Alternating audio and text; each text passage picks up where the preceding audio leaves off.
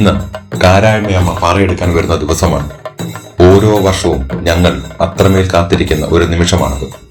ഇത്തവണ അമ്മയ്ക്ക് 5 പറകളാണ് ഞങ്ങൾ സമർപ്പിച്ചത്. അവൽ, മലര്, പഴം, ഉണക്കലരി, പിന്നെ നെൽപ്പറയും. 5 പറകൾ ഉള്ളതുകൊണ്ട് തന്നെ മുറ്റത്തൊരു കളമൊരുക്കണമായിരുന്നു.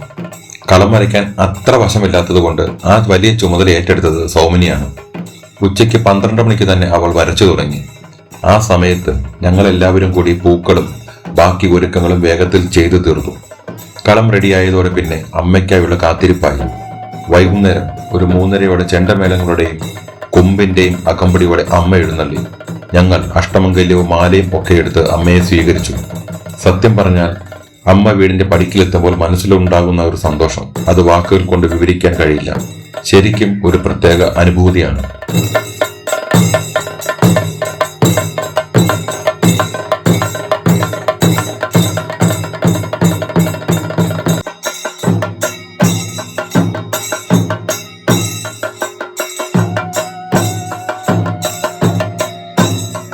അമ്മ വന്നതിനു ശേഷം 3 താളത്തിലായിരുന്നു ചുവടുവെപ്പുകൾ.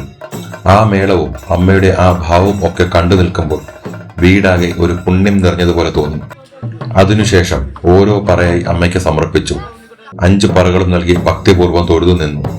ഞങ്ങൾ എല്ലാവരെയും അനുഗ്രഹിച്ചാണ് അമ്മ മടങ്ങിയത്. ഇനി അടുത്ത വർഷത്തെ അമ്മയുടെ വരവിനായുള്ള കാത്തിരിപ്പ്.